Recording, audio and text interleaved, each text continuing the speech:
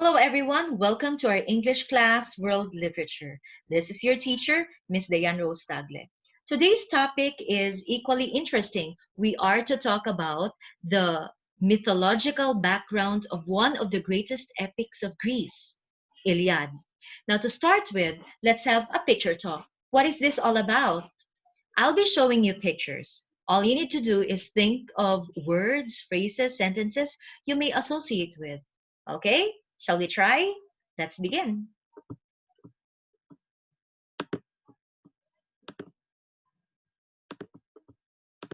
First picture.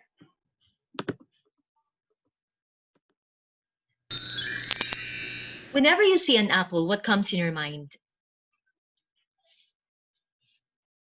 You might have thought of it as nutritious. Very good. As an apple a day keeps the doctor away. It's sweet and red and juicy. You might also be thinking about forbidden fruit. Am I right? Well, if you link it to the Old Testament, but it may also be a different fruit. It's just a symbolism anyway. A horse. What do you think? It's strong, robust, fast, powerful means of transportation. If you have all these in mind, job well done. But why are we exactly talking about a horse and an apple? Are these two connected to the lesson for today? Yes. Do you know that ancient Greeks in an epic story Iliad thought of an apple not as a fruit, but as a means of vengeance? That is to cause trouble. And a horse not to be used as a means of transportation, but to sack or burn down a powerful kingdom? This is the mythological background of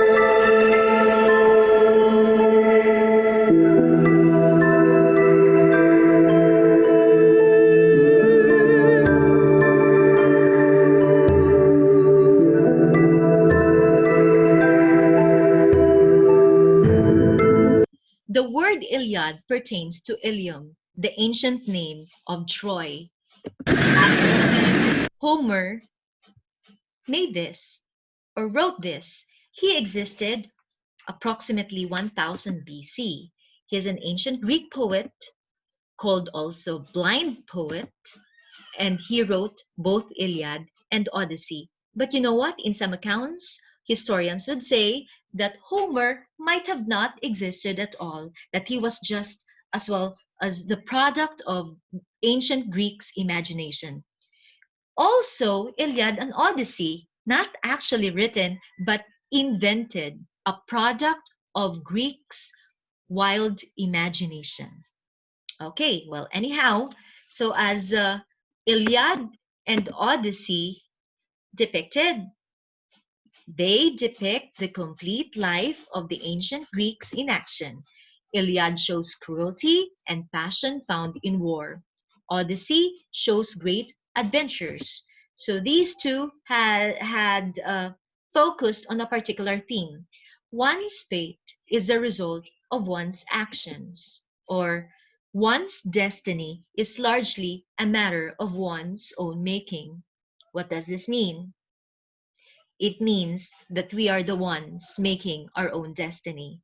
If we are to be great, if you wish to achieve your goal, if you wish to be somebody later on, then work hard on it. You don't have to just sit around like a couch potato, play games and all, but not doing your responsibility as a student. You won't go to places. All right. So how did these two, Iliad and Odyssey, flourish? It's actually written originally in poetry. They are intended to be sung or chanted. So as Homer chanted these two from city to city, over and over again, people have come to memorize the events from start to finish. And so ancestors handed these stories down from generations to the next through the word of mouth. So until now, we enjoy the story of Iliad and Odyssey. So what is Iliad all about? It's about love, war, and heroism. It narrates notable deeds of Achilles as he led the Greek army in the battle against the Trojans. Is it really about the apple? Well, if we trace it back a little farther, this is devised by Zeus. To solve the problem of overpopulation, Zeus thought of a great war which would sweep like conflagration over Greece, and he would soon later name it as a Trojan War. With this, he has to plan it out really, really well that nobody would take a hint that he's the mastermind of all. It has to start with falling in love, or the love between Teres, the sea nymph, and King Peleus, immortal, the king of Myrmidons in Thessaly. For the information of everyone, they are the future parents of the great Greek warrior Achilles. Now, this is the wedding banquet. So, as expected, everyone was invited. However, well, there's one left uninvited. Her name was Aries. She was known to be the goddess of discord. Do you know that Aries was the sister of Ares, the god of war? So, not inviting her was just an honest mistake. Again, it's unintentional. Could this be part of the plan of Zeus? Well, most likely. Who knows? Now, what did she do? She made use of an apple as a device, not to be eaten, not to be offered to the newlywed couple. No, she would use this as a result of not inviting her. She would definitely cause trouble. So, with this, she vowed chaos. She, gate crushed, she went to the banquet and not to be present there and celebrate, right? Not to celebrate the wedding of the couple, but to cause trouble. All she needs to do is to throw this golden apple to the huddle of goddesses. It landed on its perfect spot. Take note, it has a line which says, for the fairest. Why did she think about this line? She knew it very well that the gods and goddesses are all vain, self centered, or selfish. And most especially the goddesses, each wanted to be the greatest of all. And so this means trouble. So it landed on the perfect huddle, perfect spot. It's the huddle between or among Hera, Aphrodite, and Athena. So we know it very well. Each is powerful and equally beautiful, right? So Zeus found it difficult to give his judgment, for if he chose anyone, he would surely lose the affection of the others. So he sent the goddesses to Mount Ida, where they would find the young prince Paris, known to be Alexandros. Zeus told the goddesses that Paris is an excellent judge for beauty. Is that so? What do you think? Why did Zeus pass up the chance to pronounce a judgment? What do you think? Did he have a plan in mind? Definitely yes. Remember, he wanted to solve the problem, which is overpopulation. So this means war. Whoever gets the title means war. Okay, so who exactly is Paris? He's the son of Hecuba and Priam, the king of Troy. He was raised as a shepherd, not as a prince. He had a wife, a lovely nymph known to be Ononi. So again, let's go back. Why was she raised as a shepherd, not as a prince? Well, you know what? When the time he was born, there was this prophecy that Troy will be defeated by an enemy. It's all because of Paris. And so Priam did not want this to happen. The cause of the downfall of Troy should not be coming from his very own son. So he ordered a soldier to kill the baby Paris. So out of pity, the soldier cannot do the thing. He simply left the baby Paris into the edge of the cliff. Well, in case whatever happens to the baby Paris, it's not his fault, right? His hands would be left clean. And so, unknowingly, the baby Paris survived. He was raised or found and raised by an ordinary shepherd in Mount Ida. So here, Hecuba and Priam thought that the baby Paris had been killed already. But here he is in front of the three lovely goddesses. So, what did the goddesses do to be hailed the most beautiful? They started offering him bribe. From Hera, she said, choose me and I'll make you lord of Europe and Asia. This is from Athena. She said, choose me and the victory be yours as you lead the Trojans in the war against the Greeks. And this is the third, coming from Aphrodite. She said, choose me and the most beautiful woman in the world be yours. What is the significance of the gifts promised by the goddesses to Paris? Remember, Hera, Aphrodite, and Athena. What were their offers? Can you recall? Victory over war, the most beautiful woman, could have been love, and lordship, which is power. Significance? Because these three were the very things or values deprived of from Paris. And so most likely that having one would complete him. And so what will complete him? Is it power, victory, or love?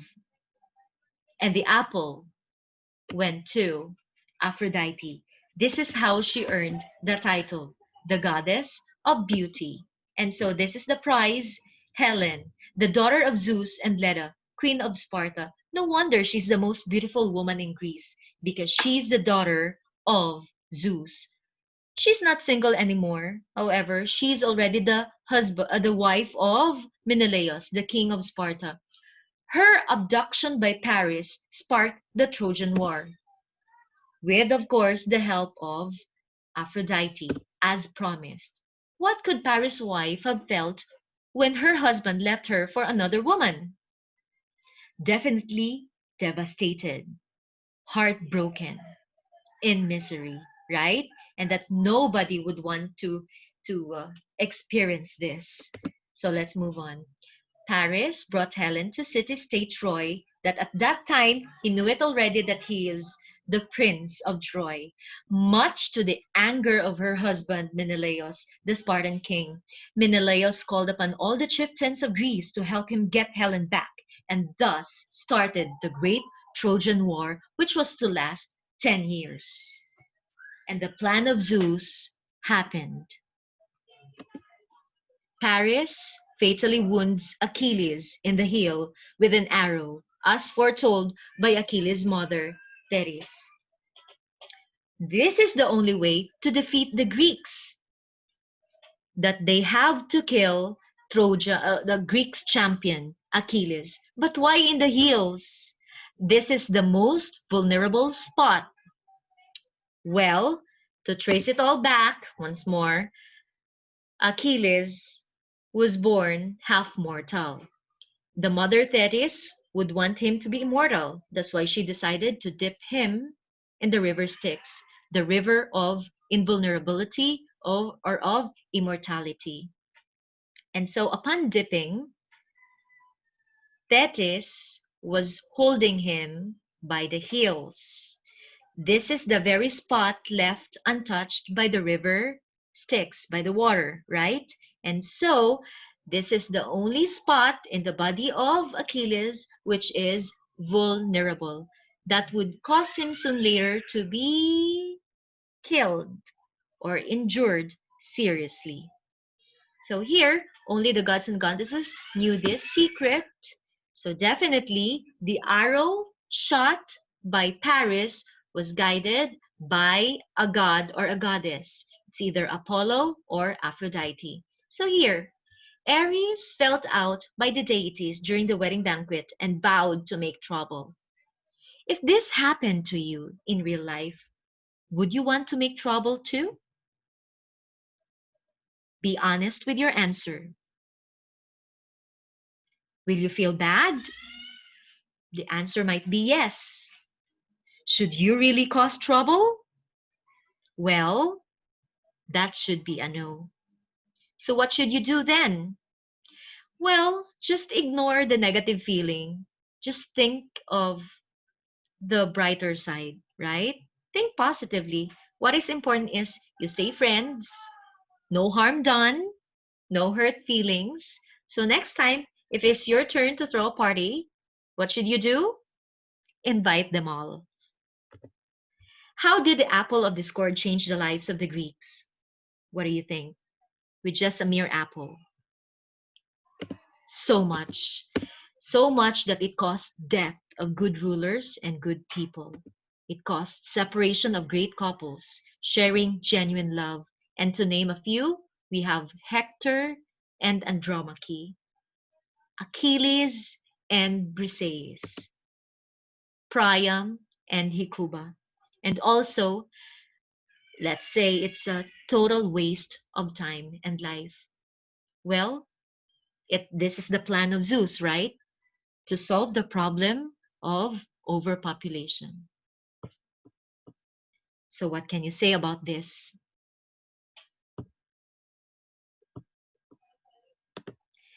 This is the end of our lesson 3. In the next video, we'll talk about Iliad proper, the events and the ending. Okay? So, see you all. Goodbye.